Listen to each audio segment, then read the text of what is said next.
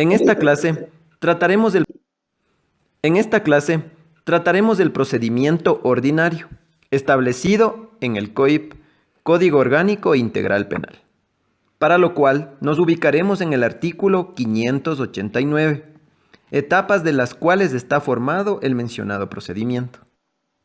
1. Instrucción. 2. Evaluación y preparatoria de juicio. 3. Juicio. Ahora bien, centrándonos específicamente en la primera etapa del procedimiento ordinario, es decir, en la instrucción, evidenciamos que el mismo tiene como finalidad determinar elementos de convicción de cargo y descargo, debiéndose entender en palabras más sencillas que los elementos de cargo son aquellos dirigidos a demostrar la culpabilidad de la persona investigada, y por el lado contrario tenemos los de descargo, mismos que persiguen poder acreditar la inocencia de dicha persona, con la finalidad de poder ver si es procedente formular o no una acusación en contra de la persona procesada. Ya ubicándonos en el artículo 591, tenemos el inicio de la instrucción fiscal, la misma que comienza con la audiencia de formulación de cargos convocada por el juzgador a petición del fiscal, siempre y cuando se cuenten con los elementos suficientes para deducir una imputación. Ya en el artículo 592 del mencionado cuerpo legal, establece la duración de la instrucción, el cual menciona: el fiscal será el encargado de determinar el tiempo de duración de la instrucción en la audiencia de formulación de cargos, misma que no podrá exceder del plazo máximo de 90 días. Y en el caso de existir los méritos suficientes, el fiscal podrá declarar concluida la instrucción antes del vencimiento del plazo fijado en la audiencia, presentando como excepciones a este plazo de 90 días las siguientes. 1. En delitos de tránsito, la instrucción concluirá dentro del plazo máximo de 45 días. 2. En todo delito flagrante, la instrucción durará hasta 30 días. 3. En los procedimientos directos. 4. Cuando exista vinculación a la instrucción. 5. Cuando exista reformulación de cargos. Así también, cabe señalar que en ningún caso una instrucción fiscal podrá durar más de 120 días. En delitos de tránsito no podrá durar más de 65 días y en delitos flagrantes más de 60 días. Debiendo resaltar, no tendrá valor alguno las diligencias practicadas después de los plazos previstos para la duración de la instrucción. Continuando con el artículo 593, en lo relacionado con la vinculación a la instrucción, debemos mencionar que si hasta antes del vencimiento del plazo de la instrucción fiscal aparecen datos de los que se presume la autoría o la participación de una o varias personas en el hecho objeto de la instrucción, el fiscal solicitará su vinculación a la instrucción, señalando que dicha audiencia se realizará de acuerdo con las reglas generales y se llevará a cabo en un plazo no mayor a 5 días, con la participación directa de la persona o las personas a vincular, o con la o el defensor público o privado. Una vez realizada la o las vinculaciones, el plazo de la instrucción se ampliará en 30 días improrrogables. El artículo siguiente nos lleva a las reglas que se deben tomar en consideración para la sustanciación de la instrucción, en las cuales se señalan específicamente: solicitud de convocatoria a la audiencia de formulación de cargos, señalamiento de audiencia, identificación del domicilio del investigado, formulación de cargos en la audiencia señalada. Comparece el fiscal, la persona procesada o su defensor público o privado.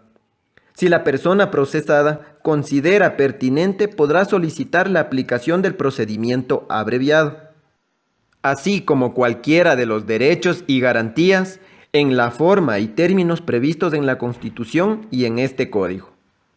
Los sujetos procesales quedarán notificados en la misma audiencia con el inicio de la instrucción y las decisiones que en ella se tomen.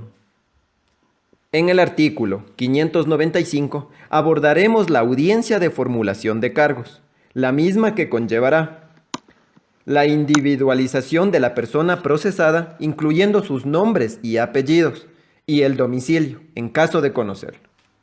La relación circunstanciada de los hechos relevantes, así como la infracción o infracciones penales que se le imputen. Los elementos y resultados de la investigación que sirven como fundamento jurídico para formular cargos.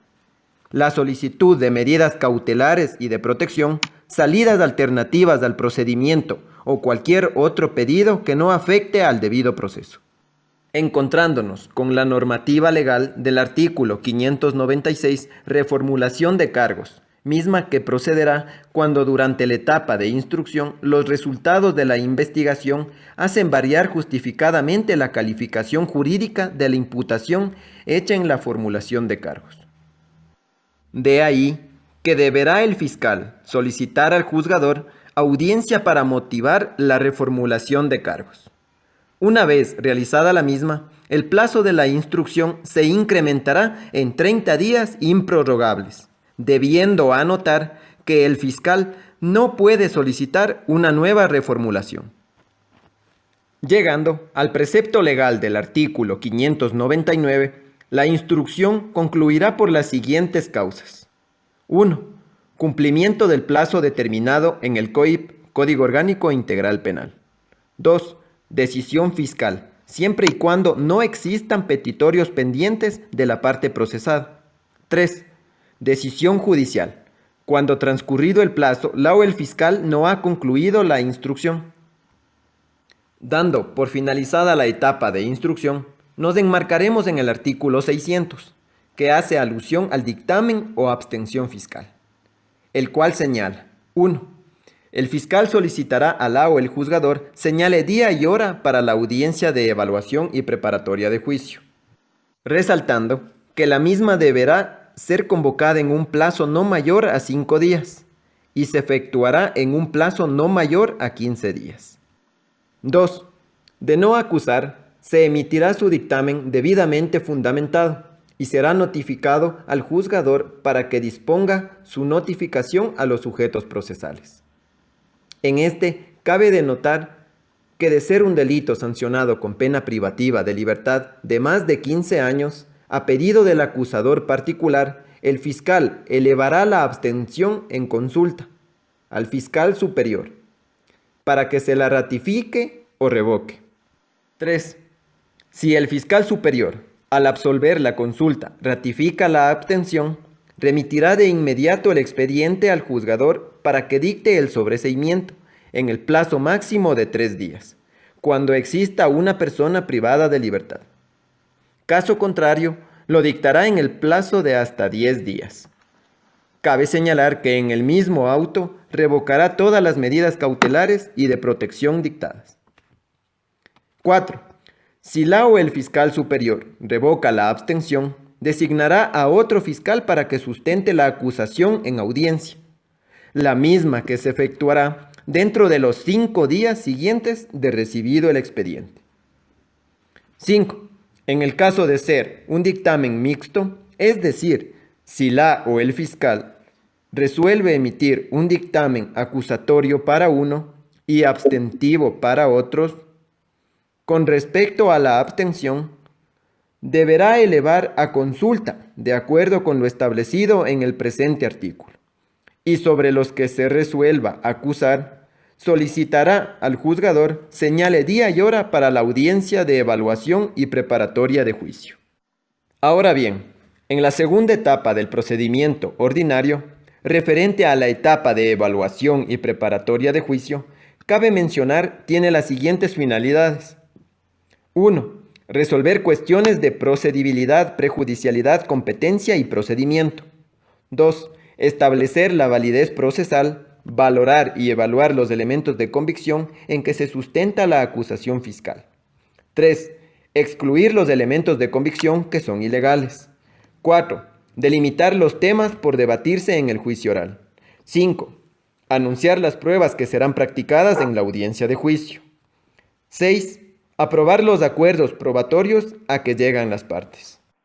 Ya ubicándonos en el artículo 608 del COIP, encontramos la resolución motivada de llamamiento a juicio, la misma que incluirá 1.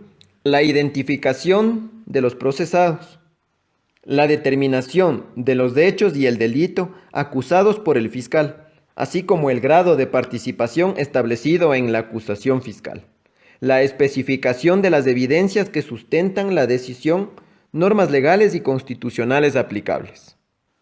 3.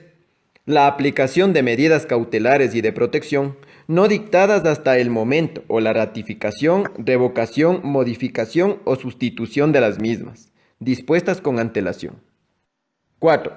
Los acuerdos probatorios que han convenido los sujetos procesales y aprobados por el juzgador. 5. Las declaraciones contenidas en el auto de llamamiento a juicio no surtirán efectos irrevocables en el juicio. 6. El acta de la audiencia, conjuntamente con los anticipos probatorios. Para finalizar con la exposición de esta clase, se tratará los puntos más relevantes a la tercera etapa, como lo es la etapa de juicio dentro de un procedimiento ordinario. Centrándonos en el artículo 612 del cuerpo legal en cuestión, el cual nos habla acerca de la instalación y suspensión, en el cual el juzgador declarará instalada la audiencia de juicio en el día y hora señalados, con la presencia del fiscal o el defensor público o privado y la persona procesada, debiendo resaltar que el acusador particular podrá intervenir a través de un procurador judicial. Y en el caso de no comparecer a la instalación de la audiencia, la acusación se entenderá por abandonada. Finalizados los testimonios, cualquiera de las partes podrá fundamentar ante el tribunal la relevancia de la comparecencia de los peritos o testigos que no estén presentes. El tribunal, en caso de aceptarse la solicitud, suspenderá la audiencia y señalará día y hora para su reanudación. Referente a los alegatos de apertura, establecidos en el artículo 614, cabe señalar, el día y hora señalados, el juzgador instalará la audiencia de juicio oral. Una vez verificada la presencia de las partes procesales, concederá la palabra tanto al fiscal, a la víctima y al defensor público o privado de la persona procesada, para que presenten sus alegatos de apertura, antes de proceder a la presentación y práctica de las pruebas. Mientras que en el artículo 615 encontraremos la práctica de pruebas, en el cual el presidente del tribunal procederá de conformidad con las siguientes reglas. 1. Después del alegato de apertura, ordenará la práctica de pruebas solicitadas por el fiscal, la víctima y la defensa pública o privada. 2. Durante la audiencia, las personas que actúan como peritos y testigos deberán prestar juramento de decir la verdad y ser interrogadas. 3. Su declaración personal no podrá ser sustituida por la lectura de los registros en que consten anteriores versiones, declaraciones u otros documentos que las contengan, salvo en el caso de prueba anticipada. 4. Las versiones e informes del personal del Sistema Especializado Integral de Investigación, de Medicina Legal y Ciencias Forenses y otras declaraciones previas se utilizarán en el interrogatorio y contrainterrogatorio con el fin de recordar sus actuaciones. 5. Los peritos deberán exponer el contenido y las conclusiones de su informe y a continuación se autorizará a interrogarlos. 6. El tribunal podrá formular preguntas al testigo o perito con el único fin de aclarar sus testimonios. 7. Y finalmente, antes de declarar, los peritos y testigos no podrán comunicarse entre sí, ni ver, ni oír, ni ser informados de lo que ocurre en la audiencia. Ahora bien, abordando el artículo 618, Una vez concluida la fase probatoria, el presidente del tribunal concederá la palabra para alegar sobre la existencia de la infracción, la responsabilidad de la persona procesada y la pena aplicable, de acuerdo con el siguiente orden y disposiciones. 1. El fiscal, la víctima y el defensor público presentarán y expondrán en ese orden sus argumentos. 2. El presidente del tribunal delimitará en cada caso el tiempo de intervención de los argumentos de conclusión, en antelación al volumen de la prueba vista en la audiencia pública y la complejidad del caso. Llegando finalmente a concluir esta etapa con la decisión judicial constante en el artículo 619 del código antes mencionado, la misma que deberá contener 1. La referencia a los hechos contenidos en la acusación y la defensa. 2. La determinación de la existencia de la infracción y la culpabilidad de la persona procesada. 3. La individualización de la responsabilidad penal y la pena de cada una de las personas procesadas. 4.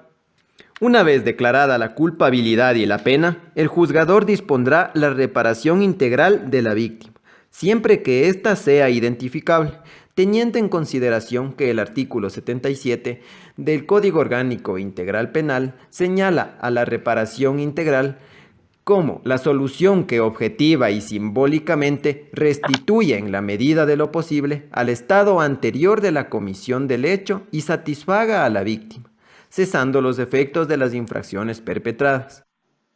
5. El juzgador podrá ordenar una o varias medidas cautelares con el fin de proteger los derechos de las víctimas y demás participantes en el proceso penal, garantizar la presencia de la persona procesada en el proceso penal, evitar que se destruyan u obstaculice la práctica de pruebas, garantizar la reparación integral a las víctimas.